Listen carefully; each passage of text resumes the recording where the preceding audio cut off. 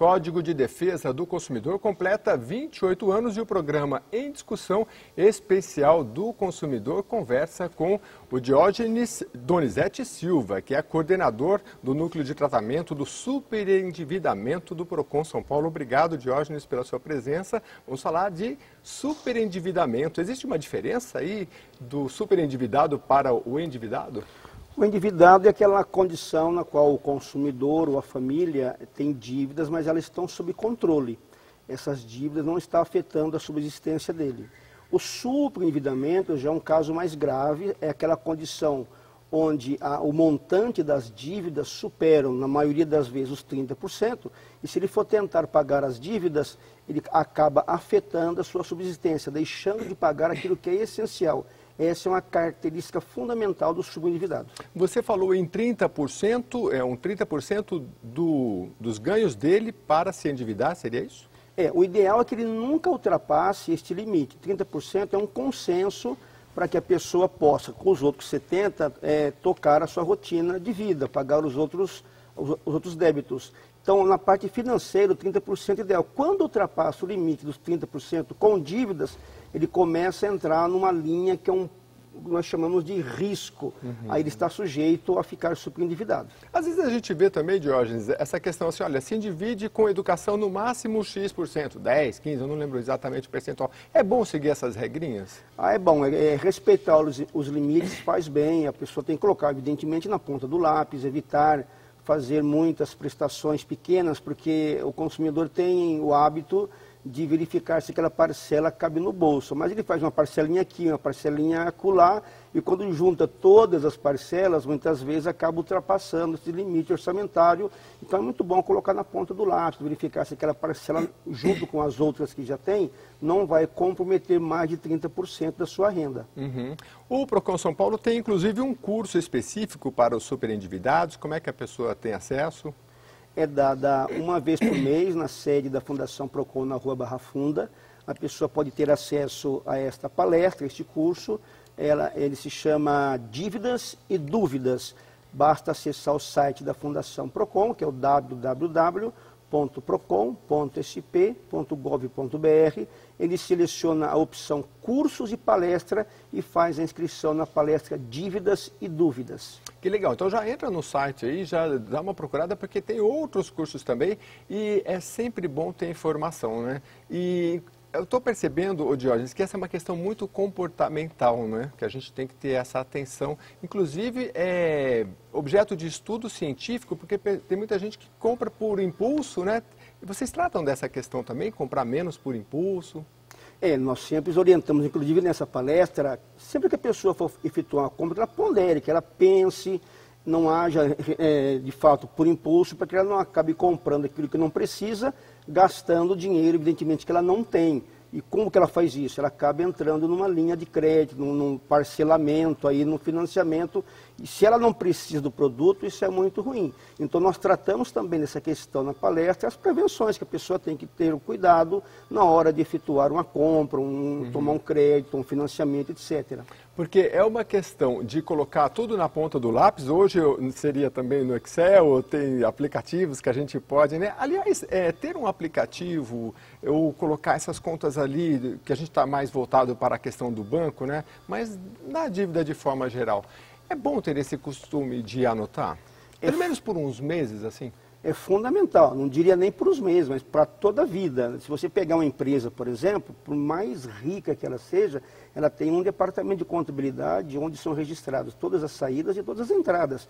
A pessoa física também precisa ter esse hábito. Se ela tem um aplicativo no aparelho de celular, ou uma planilha Excel, ótimo, mas se ela não tem, uma agenda, já um pequeno caderno já resolve o problema. Eu preciso saber quanto estou gastando, por que estou gastando e quanto eu estou gastando, para que eu possa ter um controle. Mas tudo até um cafezinho? Até um cafezinho. Existe um provérbio americano que diz que um pequeno vazamento afunda um grande navio. Tem que ter esse cuidado. Então é uma questão comportamental que você vai se habituando e quando você vê, você já está ali anotando sempre. E aí você tem como... E também tem a questão de saber o que fazer também, né? Porque você anotou tudo, botou o papel lá na estante também não adiantou, né? é porque eu posso, de repente, começar também a notar algumas incoerências na hora do gasto. Então, a anotação serve para eu ter o controle e verificar se eu não estou cometendo algum erro, alguma falha, gastando demais, desperdiçando recursos. Então, isso é muito bom. Paralelo à palestra Dívidas e Dúvidas, a Fundação Procon também tem uma palestra gratuita denominada Orientação Financeira, que vai dar excelentes dicas desta área de como montar um orçamento, a importância do orçamento doméstico para a pessoa física. E eu acredito que vocês abordem essas duas questões que são muito importantes, né? A questão do matemática mesmo, de você somar, subtrair, olhar naquela planilha, gastei com educação, gastei com saúde aqui, gastei pouco aqui, gastei muito ali. Mas a questão comportamental, por exemplo, esses dias eu entrevistava uma pessoa que falava sobre meta, né, nas empresas e para a vida pessoal. E ela falou, olha, uma meta, ela não pode ser um número somente, né? Ah, eu preciso ganhar mais 10 mil, minha empresa precisa faturar mais. Tem sempre que ter um sonho por trás. Quando a gente vai analisar as nossas despesas, tem que ter um sonho por trás também. Por exemplo, vou fazer um esforço para economizar para a educação do meu filho. Aí você tem uma motivação a mais? Ah, sim, se é atrás desse sonho, evidentemente, a pessoa pode aprender a se controlar, né? Então, se eu planejo uma viagem, minha meta é uma viagem, minha meta é um curso, então eu preciso poupar. Então, se você, de repente, não precisa ser um grande investidor, abra uma carinha de poupança, vá depositando mensalmente um valor, isso é um hábito extremamente saudável e te dá aquele controle, aquela satisfação de você ver um dinheirinho poupado, mesmo que não renda muito, mas a questão não é o rendimento em si, mas é a disciplina de você poder guardar um recurso que você está planejando para atingir uma determinada meta. Isso é fundamental. Entendi. E aí você acha que esse comportamento pode refletir no hábito de fazer dívida mal feita também? Evidentemente, se eu estou empenhado em poupar, eu vou começar automaticamente, é uma questão comportamental, a evitar alguns gastos desnecessários, alguns desperdícios, vou ter um controle maior para poder gerar o recurso para eu atingir a meta que eu estipulei. Aliás, você falou de um provérbio, né? E eu lembrei de uma outra citação que diz assim, quando você acostuma o hábito de economizar, você pode sentir o mesmo prazer do hábito de gastar. Não sei se isso é verdade ou não, precisa perguntar para as mulheres que vão no shopping também, ou aos homens também que gostam de gastar, porque todo mundo gasta bastante, não é só a mulher, né? Você acha que é possível assim a gente falar, poxa, estou economizando, ter o mesmo prazer de ver a conta aumentando do que aquele de gastar? Ah, evidentemente que sim, porque o prazer de você tirar um extrato ali no final do mês, verificar um recurso que você poupou, significa que você atingiu a meta que você propôs. Isso traz uma satisfação pessoal bastante grande, gerando prazer que é tão satisfatório quanto gastar e com a grande vantagem, você tem um recurso guardado ali que é seu. O Diógenes, em relação às práticas de consumo que leva a esse endividamento, e no caso que vocês tratam, o superendividamento, tem algumas características principais? Olha, hoje, infelizmente, o grupo que nós atendemos ali, a maior parte deles, em torno de 60%, chegaram ao superendividamento não porque gastaram demais. Nós chamamos ali de superendividado passivo, ou seja, alguma coisa aconteceu na vida dele que levou ele a ficar superendividado. Hoje, o principal motivo que nós atendemos ali é o desemprego. Isso em função da crise. Aí você tem um negócio lá da família que não está mais dando certo, ou a redução da renda familiar. Todos esses fatores estão diretamente ligados à recessão da economia do país. Então, a maioria das pessoas que nos procuram não ultrapassou o limite orçamentário, que nós temos um item lá chamado qual é a principal causa das suas dívidas. A principal causa hoje é exatamente esse desemprego. Entendi. Aí depois você vem descontrole financeiro, que é a pessoa que se empolga e acaba ultrapassando os limites. E aí você tem que, claro, se você tiver um planejamento, alguns colegas que falam nesta área das finanças que você tem que ter uma economia mínima de 6 meses, né, para justamente no caso do desemprego, mas nem todo mundo consegue, até porque às vezes também a pessoa já está mais de 6 meses desempregada, né? Mas tem alguma prática que dá para fazer ou para se adiantar, falar, não, eu estou desempregado, vou morar com alguém da minha família para já sair desse aluguel logo, não sei, alguma coisa que... O ideal, se a pessoa agora está vivendo essa situação de desemprego, ela precisa cortar gastos, né? Não dá para manter o mesmo padrão de vida do momento que ela estava empregada. Então, alguns pacotes de serviço ela pode reduzir, outros que não seja tão importante naquele momento ela pode cortar. Ela tem que realinhar ali, readequar o seu orçamento, os seus gastos, de acordo com a sua nova realidade, para que ela possa ter o maior tempo possível de fôlego até que ela se recoloque no mercado de trabalho novamente. Não ter assim aquela euforia, aquela expectativa de que vou me recolocar rapidamente, o que pode não acontecer, e ela acabar usando os recursos, né, das verbas rescisórias, por exemplo, num tempo muito rápido. Então a economia é fundamental nesse momento. Entendi. Agora, Diógenes, a gente ouve falar também que quanto mais ganha, mais gasta. Existe pessoa que tem um nível, um salário melhor e também pode ser um super endividado. O que dizer para essa pessoa? Ali na Fundação Procon nós atendemos pessoas que ganham desde o salário mínimo até pessoas que ganham 40 salários mínimos. Então, de certa forma, todos acabam se superendividando, independentemente da faixa de renda. Porque as pessoas, o que ganham salário mínimo, acabam se endividando numa loja mais popular. O que tem uma renda alta acaba se endividando através de compras mais sofisticadas, mas de uma forma geral a economia está bem diversificada nessa área. Não há preconceito, né? Tem dívida para todo mundo. Eu falo isso porque eu vi uma palestra uma vez e eu falei, poxa, o cara dizia o seguinte, olha, aquele que ganha às vezes um salário mínimo tem uma dívida, está endividado, mas eu converso com pessoas que ganham 30 mil reais por mês e a média de dívida delas é de 200 mil reais, ou seja, a pessoa ganha mais e está sempre num nível acima, e esse é o grande problema, né? Estar num nível acima do que ela suporta, né? E aí a planilhazinha, olhar para onde está indo o recurso todo mês é fundamental. Mas é um hábito, não é, Diógenes? A gente faz um mês, faz dois e larga, né? E larga, e às vezes a pessoa poupa e ela vai no mês seguinte, tira o extrato e vê que o rendimento da poupança é pequeno, ela acaba se desestimulando. Mas é importante ela entender que mesmo que o rendimento seja pequeno, mas é um ganho. Aquele dinheiro é dela, ela não está devendo para o credor, para o banco naquele momento. E sim, quando eu tenho uma poupança no banco, de certa forma é o banco que está devendo para mim. Isso é muito bom. E é um pouco de falta da educação financeira brasileira também, porque nós vivemos tempos de inflação que atrapalhou muito. Eu não sei se hoje isso ainda influencia, mas de uma forma geral... Quando a gente fala das empresas também, eu conversava com uma pessoa da área do pricing, ela falou, olha, uma das questões que mais levam as empresas a falirem é não ter o controle dos preços também. Então não é só a pessoa física, isso é para todo mundo. O Brasil precisa de mais educação financeira nesse aspecto? Precisa de mais educação financeira, todavia o Brasil adotou uma política de crescimento econômico baseado no endividamento da família mesmo. É o incentivo a você comprar, desconto na linha branca, de impostos, tudo isso acabou incentivando e fazendo com que as famílias fossem ao mercado de consumo e consumiam bastante. Só que de repente a crise chegou e pegou todo mundo com 2, 3 carnês ali na gaveta, né? Então comprometeu uma situação bem... Mas acaba complicando todo mundo, mas sempre há um caminho, e é por isso que a gente está aqui para trazer essas orientações para você, inclusive, Diógenes, para falar no Código de Defesa do Consumidor, completa 28 anos, existe um capítulo específico ali para tratar das dívidas e o que basicamente dispõe a lei.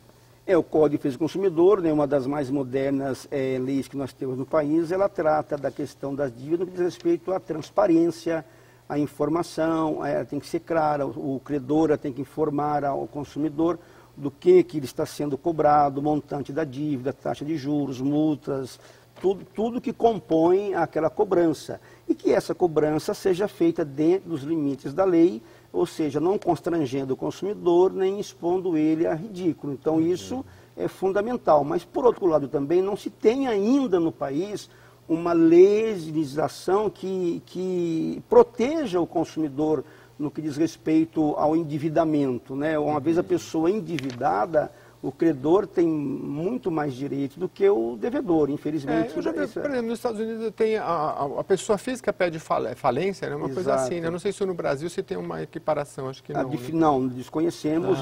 Uma vez a pessoa, o que acontece com a pessoa é que ela acaba sendo inserida, né, num cadastro de proteção ao crédito. Hoje existem ali 63 milhões de brasileiros que estão negativados hoje, sem acesso a crédito, porque em função exatamente da inadimplência que tomou conta no país e o nome dele está lá. Precisa então haver uma legislação, uma política de governo para que essas pessoas tenham condições de sair dali e pagar a sua dívida, mas hoje não existe uma legislação que obrigue o credor a apresentar uma proposta que esteja dentro da realidade de pagamento daquela pessoa, daquele endividado. Não existe. É uma questão de negociação e nesta área que atua o núcleo de tratamento do superendividamento. Entendi. As pessoas têm direito a uma conta básica nos bancos sem taxas? Como é que funciona? Tem. Desde 2010, o Banco Central editou uma resolução que todo brasileiro pode ter uma conta corrente denominada Serviços Essenciais. Ele pode ter ali 10 folhas de cheque, fazer 4 saques, 2 transferências, tem um carnê aliás, tem um cartão para movimentar essa conta, acesso à internet, pagamento de débito automático e esses chamados serviços essenciais desautoriza, né, o banco a cobrar tarifas de manutenção, aquelas famosas cestas que ele oferece. Aquela conta digital parece que não temos mais. Não tem uma conta digital que a pessoa não pagava taxa nenhuma, mas aí também não podia tirar dinheiro, né? É só transferir de um banco para outro, né? Então... O que existe é a portabilidade. Às vezes a pessoa recebe num banco, não gosta de trabalhar com aquele banco, prefere outro banco. Então ela faz a portabilidade só do rendimento dela para outro banco e passa... não pode cobrar taxa. Não. Recebi o salário num banco, eu quero para outro. Exatamente. Aí eu tenho que ir no meu banco que eu estou, ou eu falar na empresa, como que funciona? Não, eu recebo no banco A e quero trabalhar com o banco B. Eu vou no banco B e peço, assino um documento autorizando a portabilidade. No banco que eu quero para o qual vá, né? Uso consignado do crédito e cartão, como é que funciona? Você tem 2 modalidades. Você tem o consignado para os trabalhadores ainda na ativa, através de um convênio do seu empregador com o agente financeiro.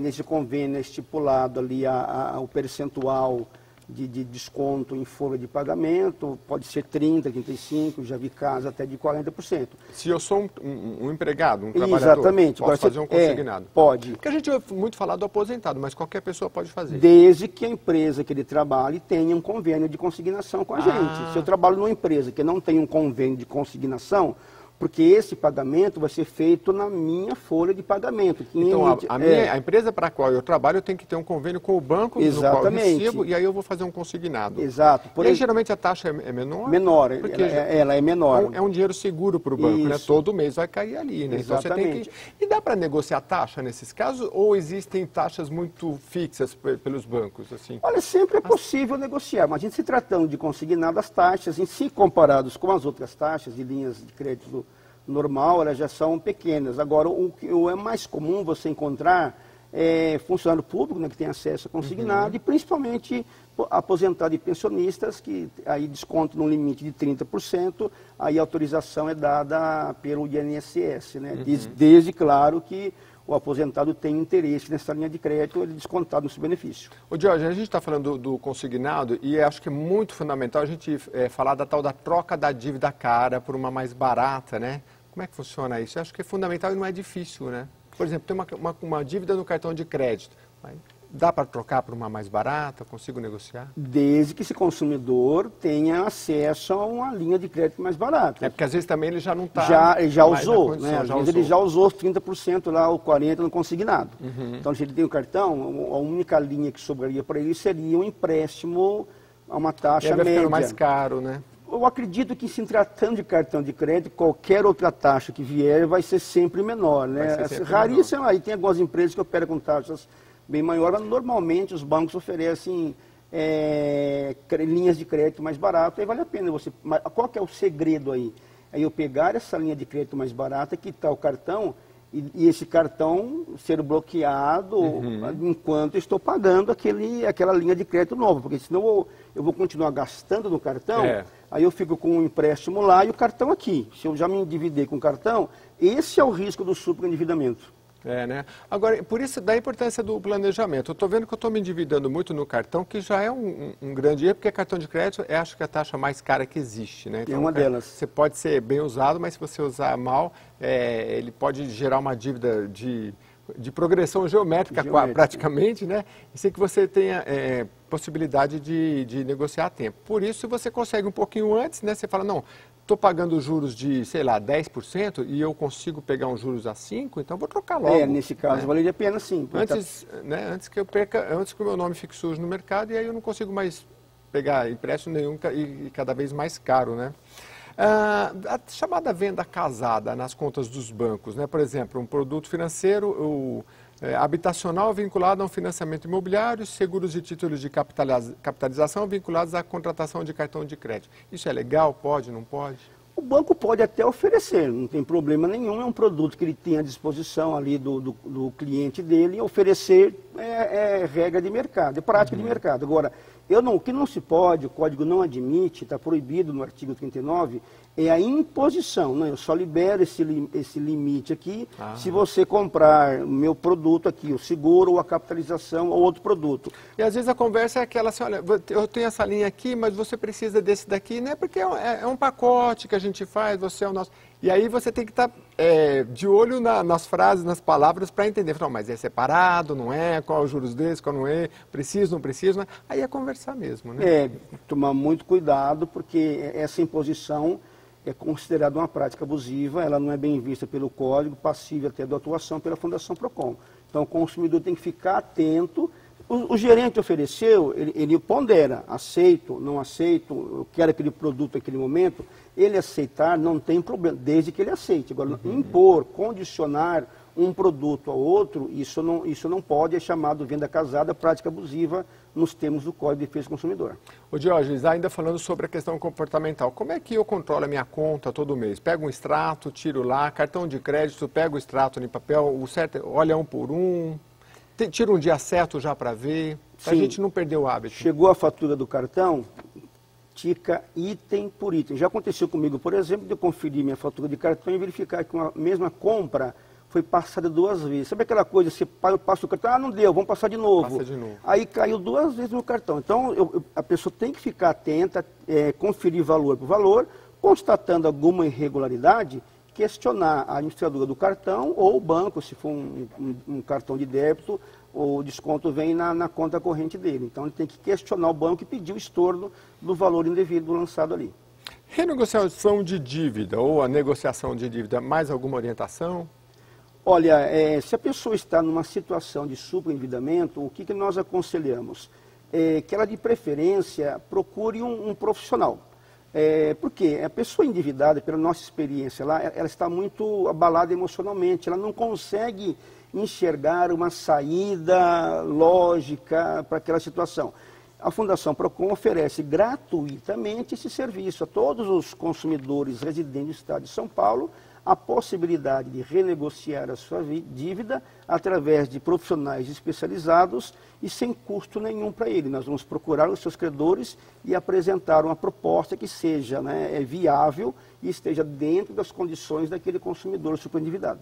Ô Jorge, você é mais atinente à área dos bancos, mas eu estou me lembrando aqui, por exemplo, dos veículos, e aí a pessoa atrasa uma parcela, e aí ele liga e fala assim, olha, é 500, eu estou com 450. Aí o banco fala, não, para mim 450 não dá. Ou é 500 ou não é nada. Aí o cara, aquele 450 que ele tinha, ele fala, puxa vida, aí ele acaba gastando, porque ele já está numa situação difícil, né? E aí é o quê? É se planejar antes? Se planejar não tem outra saída, né? Não tem, porque o erro da pessoa é olhar apenas o valor daquela parcela, se ela cabe no orçamento. Só que ele olha num momento diferente. Às vezes ele comprou isso lá para agosto. Só que chega em janeiro, você tem uma série de outros gastos. Vem lá o IPTU, vem PVA, vem matrícula de escola e acaba acumulando tudo. E aquela parcela que cabe em agosto já não cabe mais em janeiro. Não cabe mais. Eu tenho que olhar isso ao longo do tempo. Então, planejamento é fundamental. E quando a gente fala em juros, né, só para sair um pouquinho também da área dos bancos, mas também, quando juros, a gente está falando de banco, né? Geralmente o empréstimo é via banco. Mas assim, eu comprei um veículo e aí em 24 parcelas, só consegui pagar 10. Aí eu volto lá e falo assim, não consegui. Eu falo, não, tudo bem, você devia 20, mas agora você deve 15, e vamos pegar essas 15 e vamos fazer em 36 parcelas de X%. O cara olha lá e fala, vamos supor, sei lá, 300, tá, para mim tá bom. E aí às vezes ele esquece de olhar o juro que está sendo cobrado nessa negociação. Aí vale a pena parar, mas também juros compostos é meio complicado, né, de calcular. O que ele faz? Volta para casa, faz a continha? Tem que colocar na ponta do lápis e verificar aquele montante de parcelas que ele vai pagar no decorrer do tempo, quanto vai custar o restante daquele refinanciamento. Muitas vezes não vale a pena, ele vai estar trocando 6 por meia dúzia, ele vai acabar pagando outro automóvel nessa renegociação. Então, o ideal é colocar na ponta do lápis e verificar se aquela renegociação é interessante para ele. Às vezes não vale a pena. Entendi. Jorge, geralmente o cartão de crédito e a conta que a gente tem são separados, porque às vezes é a mesma bandeira, mas a pessoa fala, não, você tem que ligar nesse número porque o cartão de crédito, mas é tudo a instituição que cuida, né? Eu estou falando nisso em relação à cobrança indevida, né? Seja no cartão, às vezes é na conta, mas é tudo do banco, né? Sim, é tudo do banco, mas uma coisa é o contrato de conta corrente e outra coisa é o contrato de cartão de crédito. São dois produtos diferenciados, eu posso até ter os valores lançados no cartão de crédito debitado automaticamente na conta corrente, se eu quis essa opção. Mas são coisas distintas que têm que ser conferidas, né? O extrato da conta confere e confira também o extrato da fatura ali do cartão de crédito. Tá. Jorge, o programa está chegando ao final. Tem mais alguma orientação que eu esqueci aí, básica, essencial para quem tem dívidas, principalmente com os bancos? A orientação da Fundação Procon é para o consumidor que por acaso se encontrar superendividado não entrar em desespero, mas sabe que em São Paulo existe um serviço à disposição do consumidor paulista, gratuitamente. Ele acessa o site da Fundação Procon, clica ali no lado direito, apoio ao superendividado, preenche um cadastro e nós vamos entrar em contato com ele. Eu conversei com o Diógenes Donizete Silva, coordenador do Núcleo de Tratamento do Superendividamento do Procon São Paulo, nesta série especial sobre o consumidor. Obrigado pela sua audiência. Até o próximo programa. Vale a pena.